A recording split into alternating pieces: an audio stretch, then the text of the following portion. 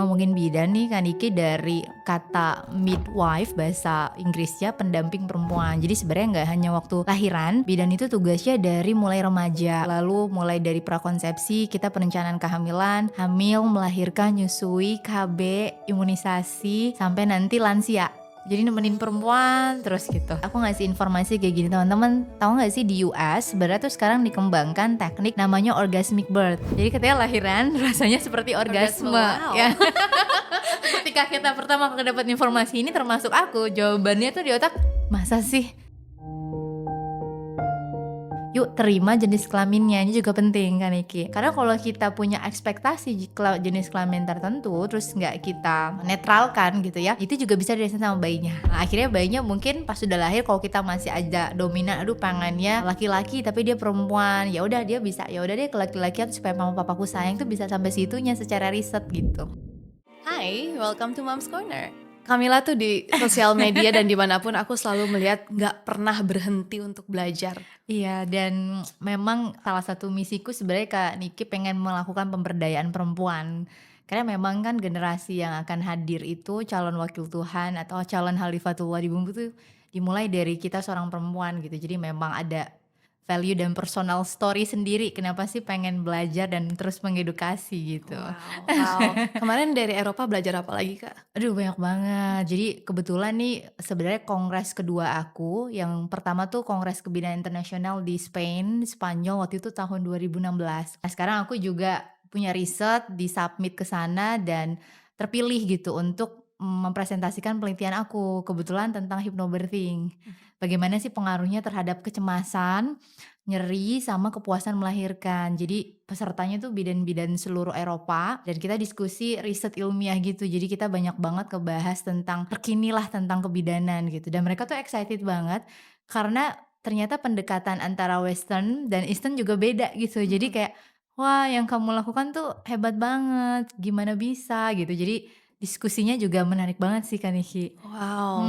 Dan peran bidan di sana tuh kuat banget. Jadi yang mungkin tidak bisa dilakukan di Indonesia, di sana dilakukan, gitu. Seperti? Misalnya kayak asfiksia, jadi kalau bayi baru lahir oksigenasinya nggak bagus, di Indonesia tuh mungkin bidan hanya melakukan sampai step 2 gitu ya. Tapi kalau di Eropa bidannya bisa sampai ke step 3, step 4 gitu. Jadi kayak wewenangnya tuh ternyata mantap Sejauh itu. sejauh itu gitu. Dan Oke. kalau di Eropa mungkin teman-teman juga bisa riset kalau kita tuh biasanya kalau hamilnya low risk pregnancy, itu harus ketemunya sama bidan. Oke. Iya, jadi di sana itu kalau kita ada komplikasi, baru ketemunya sama obgyn. Oke. Heeh, tapi kalau misalnya low risk, terus ketemunya bidan, maka mereka justru happy, "Oh berarti hamilku sehat," gitu. Jadi Mmm. rata-rata melahirkannya di bidan, kecuali ada komplikasi biasanya ke obgyn gitu. Iya. Kalau di sini tuh kebanyakan dan memang sekarang tuh lagi ngetren banget melahirkan walaupun ada obgyn, tapi tetap ada bidan yang membantu persalinan. Betul. Walaupun, lagi operasi SC juga tetap ada bidan. Setuju Jadi setuju. sebenarnya peran bidan tuh dalam ruang persalinan walaupun di ruang operasi itu apa, Kak? Bagus banget. Jadi kayaknya juga banyak nih yang nanya, Mbak bilang sebenarnya bidan tuh di rumah sakit ada apa enggak gitu.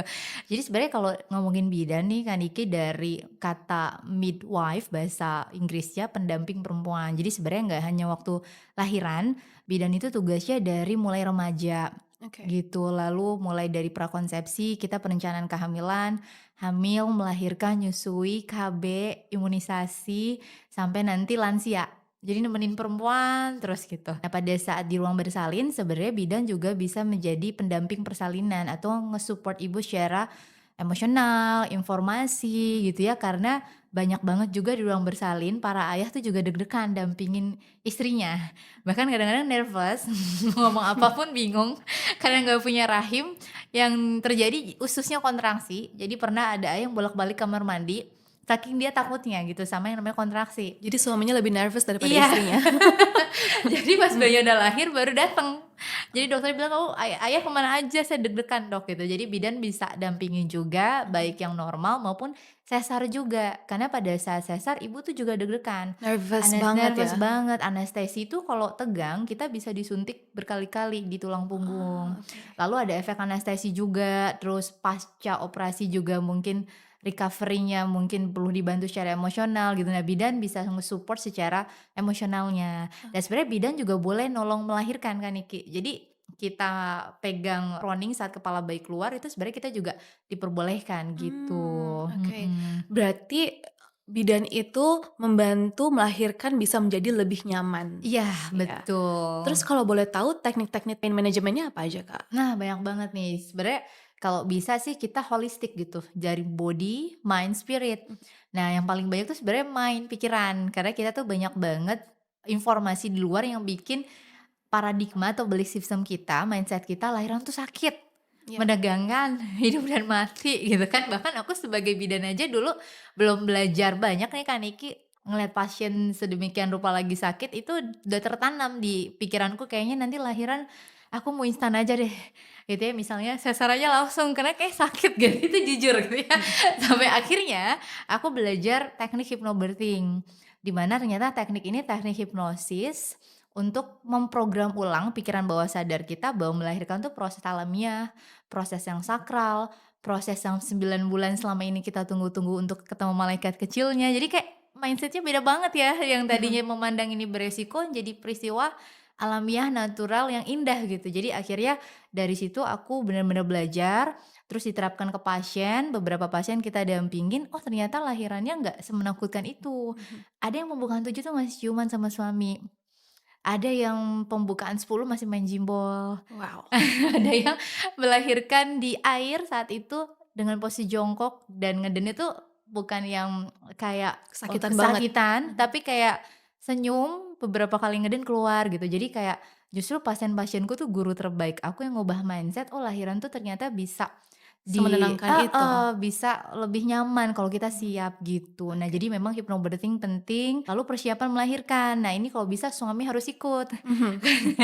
Karena banyak suami apalagi di Indonesia kadang hamil lahiran nyusu tuh ada budaya patriarki yang berpikir bahwa ini tuh hanya tugas ibu, bahkan kesannya nanti nggak manly nih kalau kita jagain anak atau ngurusin hal sedemikian rupa. Nah, sebenarnya suami harus ikut karena nanti suami jadi birth coach. Suami yang akan di samping ibu terus-menerus meskipun ada bidan, meskipun ada dokter, biasanya bidan dokter nggak akan terus-terusan juga kan dampingin gitu, kecuali kita memang punya tim yang bisa bersedia di bidannya dampingin terus-menerus. Nah, disinilah suami perannya, Mhm. biar bisa memberikan beberapa comfort measure, comfort techniques banyak banget mulai dari nafas, bergerak, karena kalau ibu cuma tiduran tulang ekornya ketekan. Mhm. Lalu nggak ada gravitasi sehingga panggul bayi, ini panggul nih bayi, ya turunnya hanya bantuan kontraksi. Nggak masuk-masuk dalam Iya, panggulnya. bisa turun sih tapi lama gitu dan itu bikin makin nyeri kan, tapi ketika kita movement, ada gravitasi, terus kita goyang nih, akhirnya ada spas, lama-lama kepalanya turun, lama-lama lahirannya malah jadi lebih mudah gitu. Mhm. Lalu dari segi body, namanya olahraga. Jadi kalau kita lihat kalau lahiran kan capek ya, nah Niki mungkin melahirkan kemarin berasa itu capek, jadi teman-teman harus prepare fisiknya. Karena kalau misalnya enggak, kayak lari maraton, kita nggak siapin apapun, di tengah jalan tuh bisa, "Aduh nyerah deh, aduh capek banget," makanya harus butuh olahraga. Nah Kak Niki tuh keren banget, ini salah satu inspirasi buat aku seorang ibu yang selalu menjaga kesehatannya, selalu olahraga. Aku tuh amazed banget loh, karena maksudnya tubuh kita tuh nggak bisa bohong dan ngeliat Kak Niki waktu hamil, itu tubuhnya memang kayak udah ready, nafasnya sudah bagus, dan itu semua karena memori. Jadi kalau misalnya kita, "Ya Mbak Mila aku udah olahraga," nanti pas ruang lahiran, kita sebagai bidan tuh bisa ngelihat, mana sih yang bener-bener latihan. Mhm. Karena sebenarnya tubuh kita tuh punya memori itu semua gitu, jadi harus Oke. olahraga dan spiritual, hubungan kita dengan Tuhan itu juga sangat penting disiapin, karena melahirkan tuh hukumnya Tuhan. Mhm. Meskipun sudah persiapan, kita tetap ada beberapa kondisi yang nggak bisa kita prediksi, makanya perlu juga hubungan dengan Tuhan tuh Tuhan, disiapkan, oke. betul. Coba sekarang kita bahas hypnobirthing dulu, Kak. Mhm. Kita boleh hypnobirthing itu mulai dari week ke berapa kehamilan? Iya, sebenarnya dari awal kehamilan. Oh, pada saat tahu hamil bisa langsung Bisa ikut kelas hypnobirthing? langsung, betul. Karena sebenarnya hypnobirthing nggak hanya untuk melahirkan, mengurangi rasa nyeri, tapi sebenarnya membuat ibu bisa mengelola emosi, kecemasannya. Karena ternyata ketika ibunya cemas, ibunya stres, itu bayinya bisa ngerasain. Iya, Oh iya? betul banget. Wow. Karena di otak kita itu ada kelenjar pituitari, reaksi kelenjar pituitari ini bisa mengeluarkan hormon. ketika kita happy ya, misalnya Kak Niki selalu ditemenin Kak Indra nih, yoganya, ada sentuhan fisik di situ saat yoga itu ada hormon oksitosin, endorfin, serotonin ngalirnya lewat plasenta, Mhm. tali pusat, jadi bayinya dapat hormon itu. Tapi sebaliknya kalau misalnya ibunya distrust, terus mendapatkan KDRT misalnya gitu ya, hormon kortisol, adrenalin, ketokolamin ngalir juga ke bayinya. Jadi bayinya bisa ngerasain emosi ibunya. Mhm. Gitu, jadi memang hypnobirthing bisa mengelola juga rasa cemas, rasa marah, gelisah, jadi bukan jangan juga bilang ke ibu hamil, "Eh, lagi hamil jangan stres," kayak Mhm. makin stres Iya. ya, Mhm. jangan sedih gitu, jangan marah, karena sebenarnya emosi itu kayak pelangi, sama-sama indah, dan justru kita harus memvalidasi dan meregulasi. Nah, cara regulasinya salah satunya dengan Di hypnobirthing. hypnobirthing. Dan sebenarnya beberapa, public figure di luar negeri juga, salah satu Kate Middleton itu juga pakai hypnobirthing di kehamilannya untuk ngurangin hiperemesis, jadi mual muntah yang berlebihan. Mhm. Ya itu Dan bener banget. iya, Itu ngefek banget sih. efek banget. Karena sebenarnya kadang emosi kita tuh ada kaitan dengan fisik kita. Jadi kalau kita ada mual muntah nggak hanya hormonal aja, ada perubahan hormonal, tapi bisa karena emosi kita yang mungkin ya, kehamilannya sebenarnya tidak direncanakan, aduh pengennya honeymoon dulu tapi hamil, nah itu sebenarnya tubuh kita nggak bisa bohong juga. Mhm. Jadi fight and flight, akhirnya hormon gak seimbang, nah sebenarnya bisa juga membantu untuk keluhan-keluhan di luar persalinan Kak Mhm. Niki, gitu. Jadi sedini mungkin biar nanti rekaman-rekaman bawah sadar yang melahirkan sakit, hidup dan mati dan lain-lain bisa diubah karena kunci hypnobirthing itu adalah latihan. Oke. Semakin lama latihannya, semakin mudah masuk ke pikiran bawah sadar. Oke. Banyak juga yang takut sebenarnya sih kalau ngomongin hypnobirthing. Masih banyak yang takut walaupun udah hypnobirthing. Iya, maksudnya kadang mau belajar aja kayak, ini ilmu apa sih gitu kan, karena kalau kita nyebutin hipnosis, kadang takut ditutup mata, ditanya selingkuhannya berapa misalnya gitu Iya. ya. Mhm. Padahal sebenarnya hypnobirthing itu bukan teknik yang harus merem, tapi sebenarnya teknik memberikan relaksasi, memberikan sugesti, kalau nanti gelombang otak kita sudah di alam relaksasi, yaitu di theta namanya, nah critical area itu kebuka. Jadi critical area ini batas antara pikiran sadar sama bawah sadar. Nah, rekaman kita tentang melahirkan adanya di sini. Misalnya nonton TV, lihat ibu melahirkan tuh kayaknya tegang, teriak-teriak, jambak, ya suami gitu ya, masuk tuh ke pikiran bawah sadar gitu. Atau informasi nanya ke teman, "Kemarin kamu lahiran gimana?" Gitu ya, terus teman kita bilang, "Iyalah sakit banget, pokoknya kamu nggak akan bisa," misalnya gitu ya, masuk juga gitu. Seperti iklan. Nah, kadang-kadang kan kita nggak tahu bahwa sehari-hari itu kita udah terhipnosis, salah satunya dengan iklan TV. Jadi makanya dengan hipnosis berulang kali kayak tadi masukin iklan ke bawah sadar kita itu akan mengubah pikiran bawah sadar kita biar lebih positif Mhm. memandang persalinan, betul. Jadi kalau join hypnobirthing itu ada berapa kali session, Kak? Nah, biasanya kalau untuk kelas itu bisa 2 sesi, Oke. cuma abis itu PR-nya adalah dilatih setiap hari. Dilatih setiap hari sebisa mungkin ya, Iya, sesering mungkin? sesering mungkin supaya masuk tuh iklannya. Mhm. Kadang nanti latihan untuk critical area itu nggak mudah Kak Niki untuk rileks. Kalau Mhm. kita tuh masih aktif, contoh ya aku ngasih informasi kayak gini, teman-teman tahu nggak sih di US sebenarnya tuh sekarang dikembangkan teknik namanya orgasmic birth. Jadi ketika lahiran rasanya seperti Orgasme, orgasme wow. ya. Kayaknya ketika kita pertama kali dapat informasi ini termasuk aku, jawabannya tuh di otak, "Masa sih? Aduh nggak mungkin banget, gimana caranya?" Gitu. Sebenarnya itu tanda critical area kita lagi berpikir. Iya. Jadi, "Bentar, Mbak Mila sama nggak sama informasi di bawah? Nggak sama nih mental." Mhm. Tapi kalau critical area-nya rileks, informasi ini bisa masuk. Nah, kebetulan aku ada pernah pasien, kebetulan jadi bidan tuh dari tahun 2014 sampai sekarang, ada satu pasien yang memang, melahirkan waktu crowning, crowning tuh saat bayinya udah depan vagina, itu bukan yang ngeden tapi mendesah.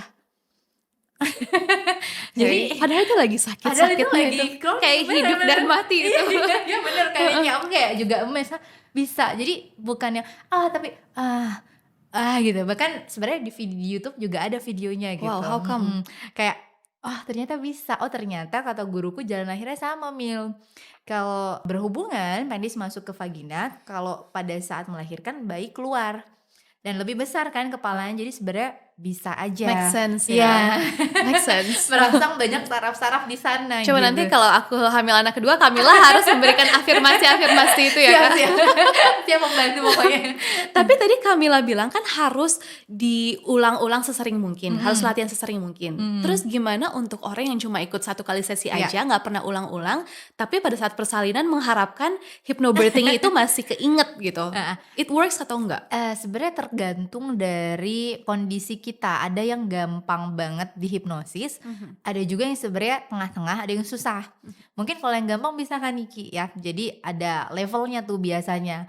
Tapi kalau yang di tengah-tengah sama yang agak susah itu kayak perlu repetisi. Mhm. Jadi tapi never too late ya, kadang-kadang ada teman-teman, aduh baru nonton misalnya, podcast ini beneran mau belajar padahal udah 3 6 minggu, sebenarnya nggak ada masalah sih.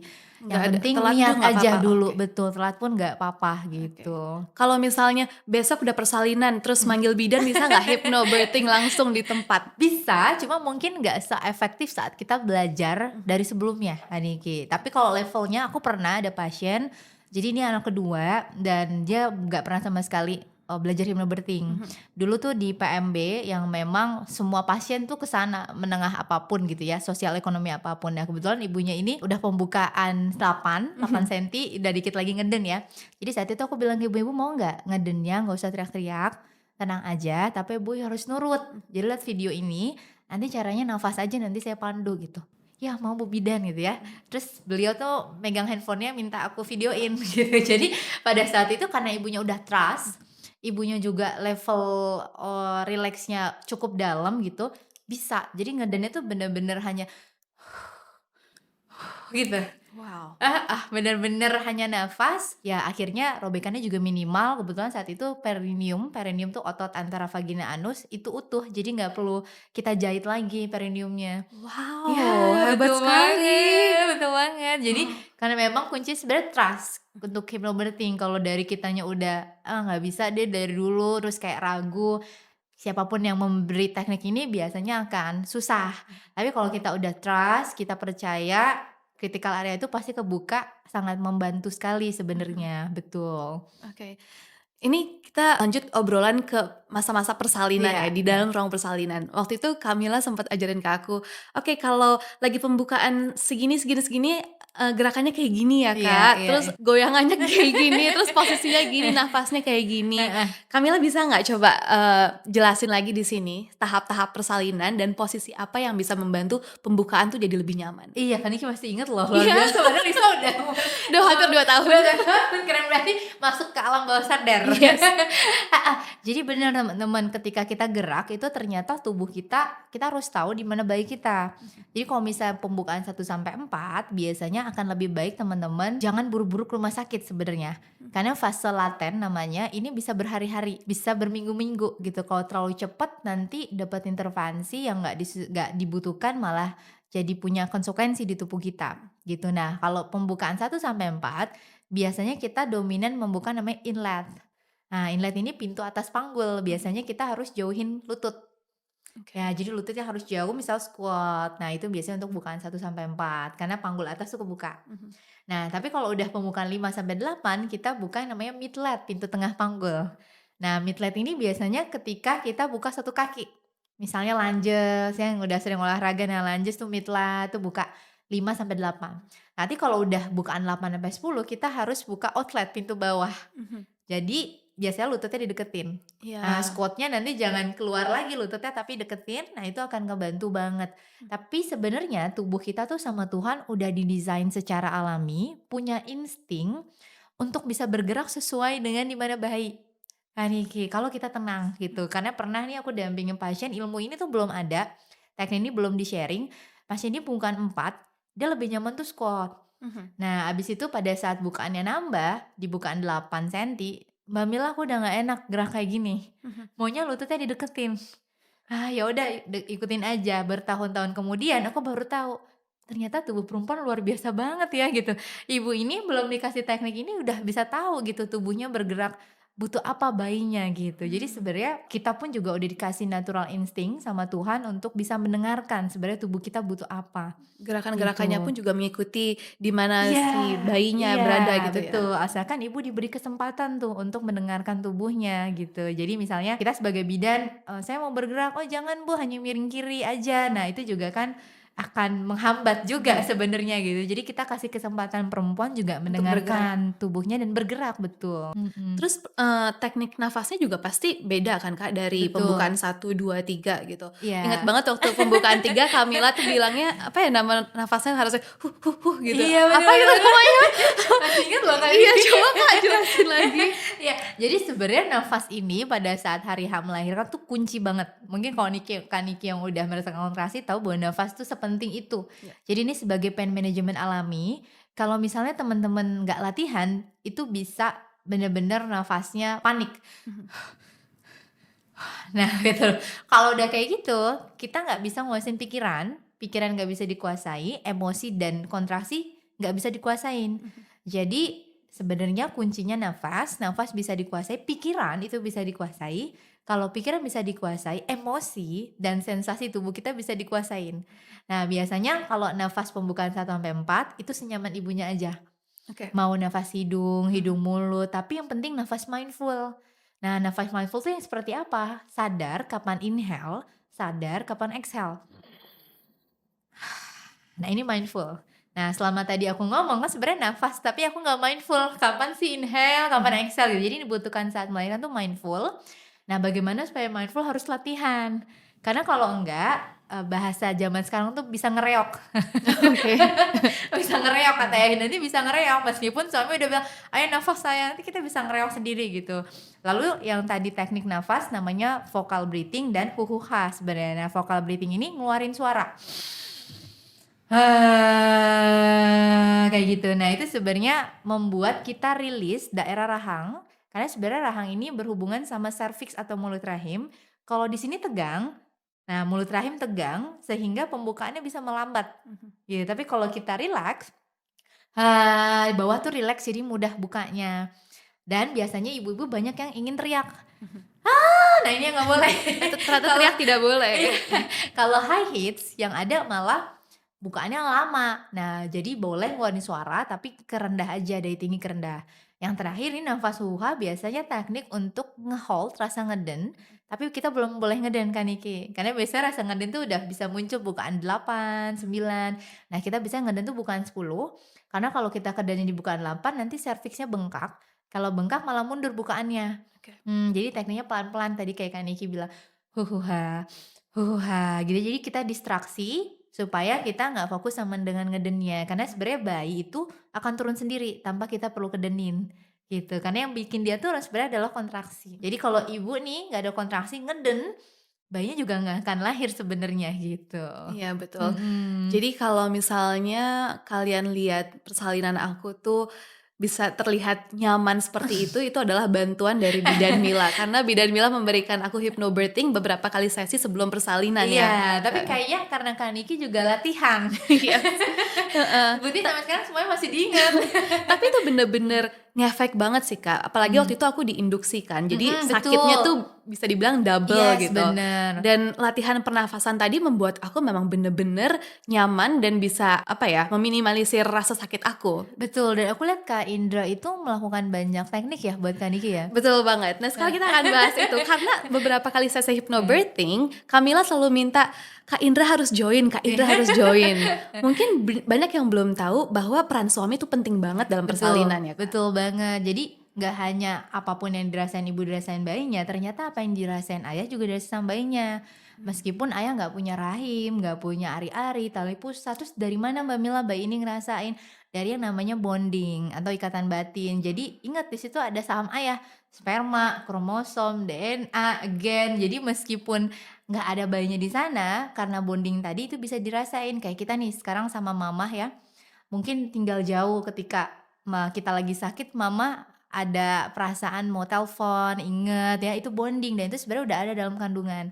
Dengan join hypnobirthing, ayah juga bisa belajar yang namanya tenang, regulasi emosi, sehingga bayinya akan lebih sehat, Kak Niki. Soalnya aku inget banget pesan guruku, Dokter Tubagus Erwin Kusuma, beliau itu psikiater anak dan remaja almarhum, dia bilang, "Mila, kita sebagai nakes nih jangan lupa nyehatin bayi nggak hanya secara fisik, tapi emosi mentalnya." Karena pasien beliau makin banyak yang kecanduan pornografi, kecanduan games gitu ya, padahal ini bisa dicegah dari dalam kandungan. Jadi jangan lupa nih nanti generasi yang hadir ke depan tuh akan cerdas-cerdas.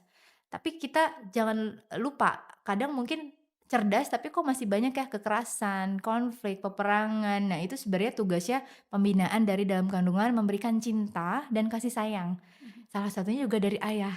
Jadi di hypnobirthing kita juga belajar komunikasi janin, ngobrol sama bayi gitu ya.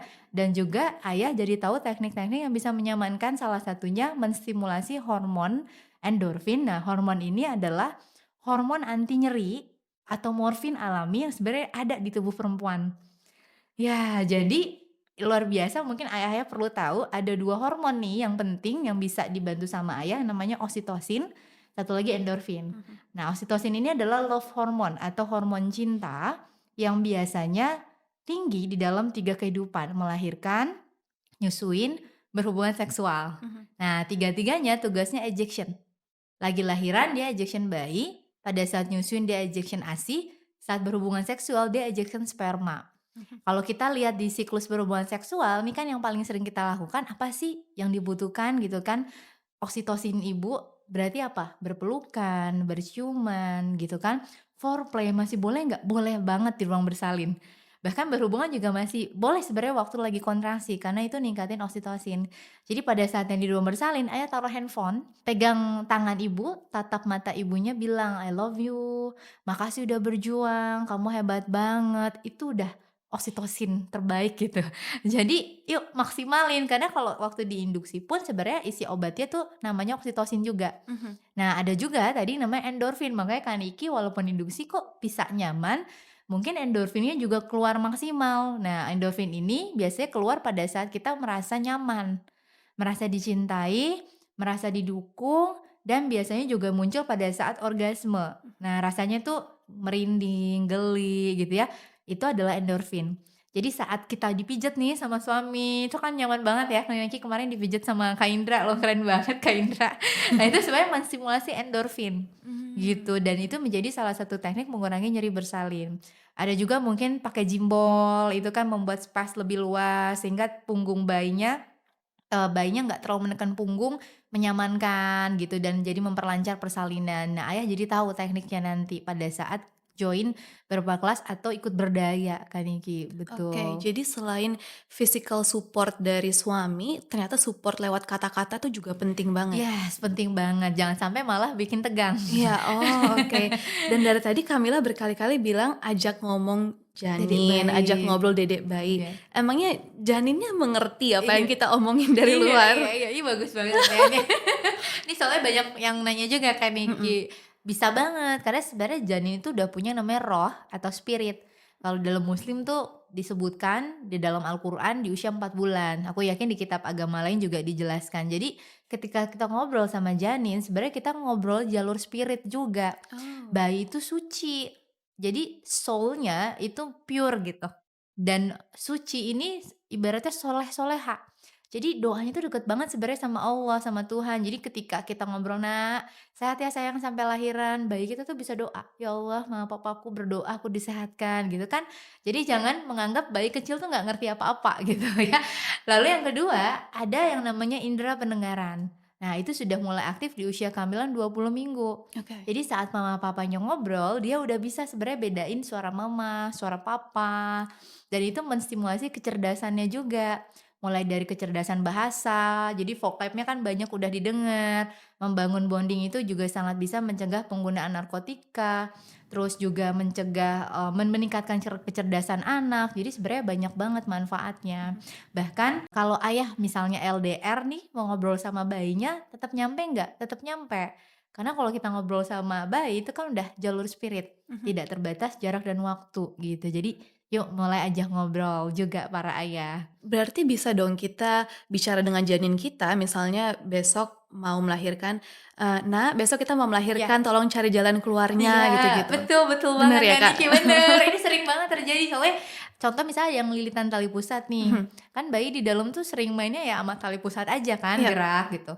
Nah banyak beberapa pasien ngajak ngobrol, "Sayang kalau habis main sama tali pusat taruh lagi Nak, Mmm. kalau udah lilitan lepas ya sayang tali pusatnya." Dan kita banyak banget dapat report, "Mbak, alhamdulillah tali pusatnya lepas," gitu. Cuma dengan obrolan seperti itu? Komunikasi, Wow. iya betul, dan bahkan ada satu ibu, itu selalu ngomong sama aku, "Mbak Mel, aku setiap hari ngobrol sama bayiku, Dek lahirnya malam aja ya, supaya yang jenguk sedikit," gitu. Soalnya mama nggak mau dijenguk banyak orang, itu lahirnya malam hari Kak Niki.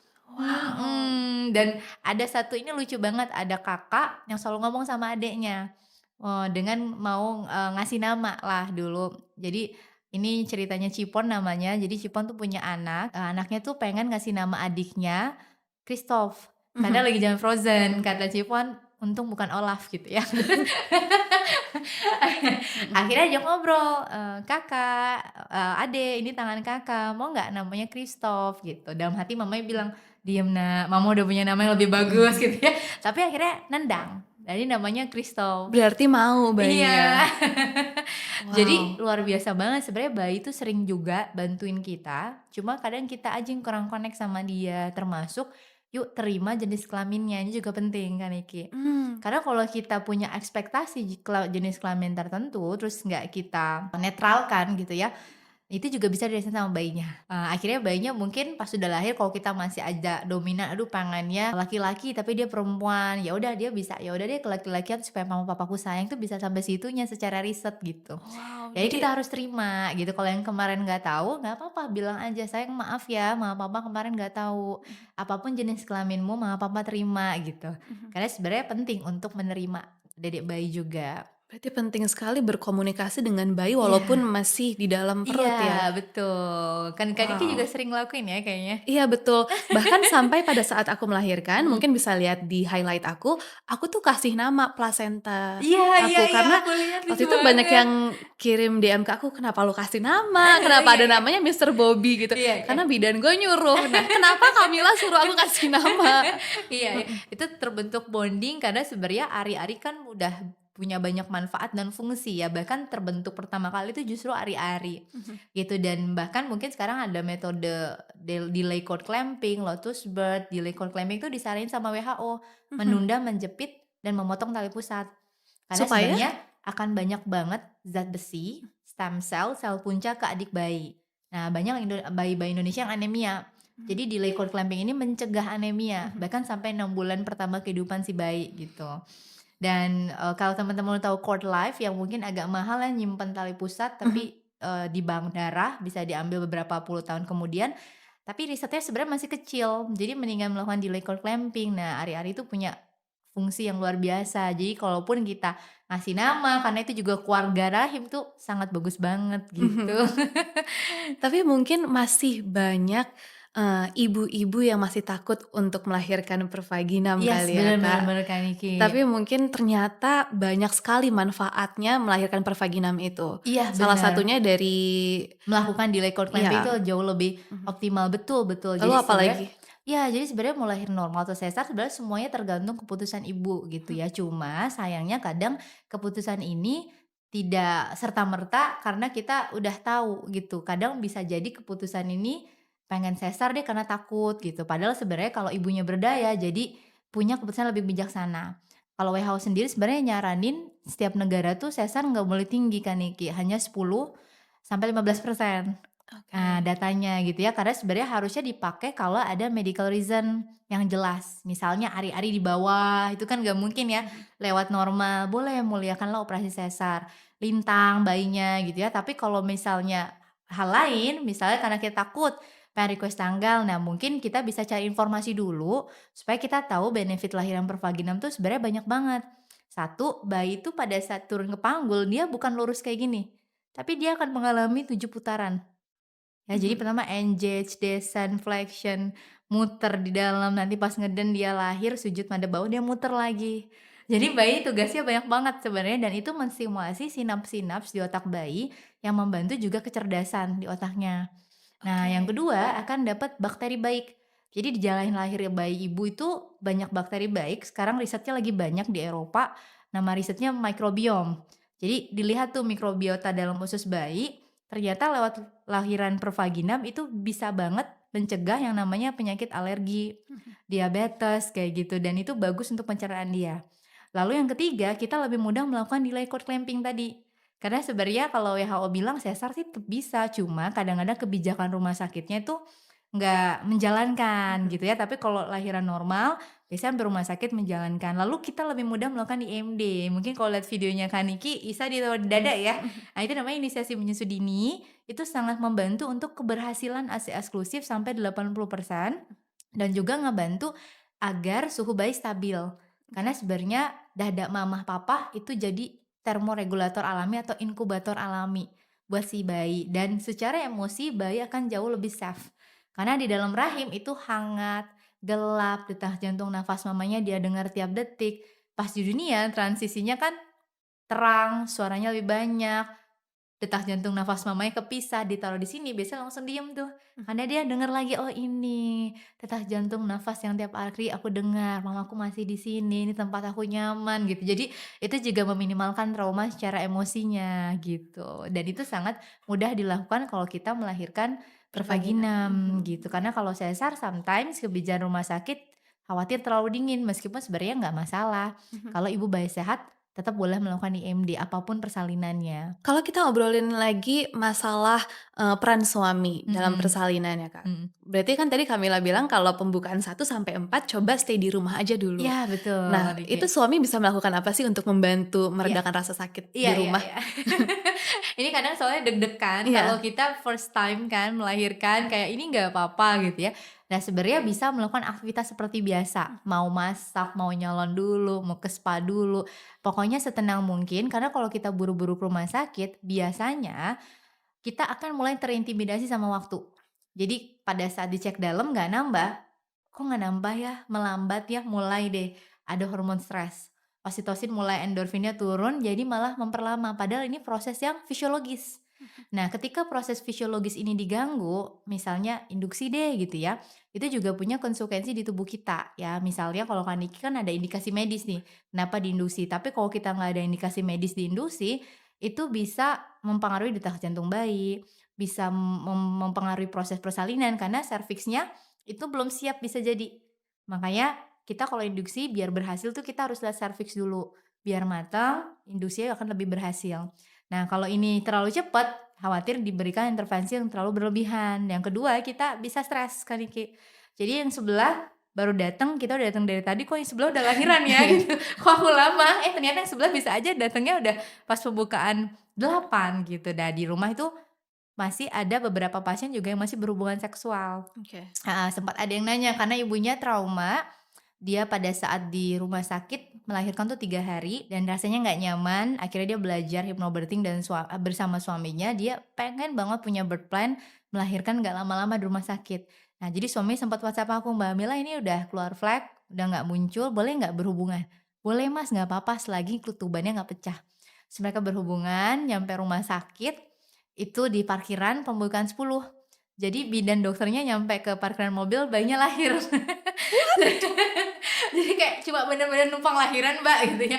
Kayak aku juga nggak percaya Mbak Mila ternyata selancar itu gitu. Jadi ada juga ini mungkin Kak Niki kenal Mbak Claudia. Mhm. Nah itu Mbak Claudia baru keluar fag bukan 1/4 dia masih ke spa. Jadi pada saat dipijat itu bilang, "Mas ya bentar Mas, bentar Mbak saya nafas dulu." Oke kontrasnya udah lang oke dipijat lagi gitu. Jadi boleh ke spa, jalan-jalan ke mall. Nah kapan kita ke rumah sakit kalau udah kontraksinya 3 menit sekali. Oke. Reguler. Nah, itu biasanya udah fase aktif atau bukaan 4 ke atas, itu jauh lebih nyaman ke sana. Mungkin salah satu peran yang suami bisa lakukan, hal yang bisa suami lakukan adalah mempersiapkan Iya barang-barang gitu. iya, Jadi kalau bener bener. misalnya kontraksinya udah mulai reguler langsung Langsung, berangkat betul. Atau ya, suami bisa ngajak ke tempat favorit supaya oksitosinnya kan tinggi. shopping gitu. Shopping. Ada yang waktu itu ngasih makan sushi, karena Oh dia gitu pengen ya? banget makan sushi, jadi boleh banget tuh Kak Niki. Dan kita Oke. bisa request, kadang suami nggak tahu juga maunya apa sih, jadi kita request juga ke Mhm, suami bikin berplan. oke. "Sayang aku maunya pas buka 14 begini," gitu. Oke, menarik Mhm. sekali ya. Ada waktu itu masih nonton bioskop, jadi udah pembukaan satu, dia di bioskop, jadi pas Mhm. lagi nonton bioskop masih Agak-agak nggak nyaman sedikit gitu. menggeliat ya. Oh, Ada beberapa pasien gitu. menarik menarik banget. Mhm. Berarti penting banget ilmu yang harus, dipelajarin sama suami-suami ya, supaya lebih ready dan Betul. supaya bisa lebih tenang juga dalam ruang persalinan. Mhm Mungkin mhm. Kamila bisa kasih rekomendasi kelas atau source yang bisa para parents lakukan sebelum melakukan persalinan atau buat join hypnobirthing? Sebenarnya banyak banget Mhm informasinya bisa didapetin, yang penting sebenarnya lakukan coba dengan konsisten, mhm dan cari sumber informasi yang kredibel, karena kalau mhm di media sosial kan banyak banget sekarang ya informasinya kan Niki. mhm. Jadi pastikan, kredibel berdasarkan evidence based atau berdasarkan ilmiah. Kalau misalnya mau join kelas kita juga sebenarnya kita ada namanya @bumilpamil.id, sesuai namanya kelasnya biasanya Bumil sama Pamil. Yes. Ya jadi meskipun nggak hamil secara fisik, ayah tuh hamil secara spiritual dan emosi. Nah, makanya namanya Bumi Pamil. Di situ banyak banget kelas-kelas kita yang bisa diikuti online, bisa juga offline gitu. Mhm. Jadi pas banget untuk para calon ibu yang sebenarnya ingin sekali melahirkan per vaginam, tapi masih maju mundur, mungkin ikut Mhm, kelas-kelas hypnobirthing dan iya, kelas-kelas Bumil Pamil tuh jadi bisa lebih tenang amin, ya. iya. Tapi kalau dari Kak Niki apa sih yang bikin confident akhirnya mau melahirkan normal? Karena Be niatnya dari awal ingin melahirkan normal gitu dan ikut mmm, kelas Kamila juga membuat aku kayak, wow ternyata emang nggak semenakutkan itu. Dan pada saat di wow, ruang persalinan pun karena aku udah mengetahui step by stepnya, aku udah tahu nih abis ini apalagi yang aku mmm, rasakan, aku jadi merasa kayak, oh ready ya? ready gitu. Mhm mhm. Dan ya seperti tadi Kamila bilang ngomong sama bayi, kadang-kadang walaupun suami aku kadang-kadang, "Ngapain sih ngomong sama bayi terus?" Cuma Keren itu bener-bener banget. membantu aku gitu. Mhm Dan mhm. kayaknya Isa juga memilih jalan lahirnya juga gampang gara-gara kita ngobrol Iya, kan gitu. bener, setuju Kak Niki. Nah, kasih Iya, namanya jangan-jangan pakai dengan komunikasi juga? nggak kayak kasih nama papanya. Oke, ini last question ya Mmm, Kamila. Karena beberapa waktu lalu Kamila pernah ajak aku untuk berbicara di depan bidan-bidan hebat di mhm. Indonesia. Sekarang Kamila mungkin sebagai salah satu bidan di Indonesia, ada nggak yang ingin Kamila sampaikan kepada wanita-wanita hebat yang memang berprofesi sebagai bidan? Iya, buat teman-teman bidan, menurut aku kita harus terus belajar dan benar-benar menggunakan 3 head, hand, and heart. Jadi mulai dari skill, knowledge-nya itu harus tetap update karena ilmu tuh terus berkembang.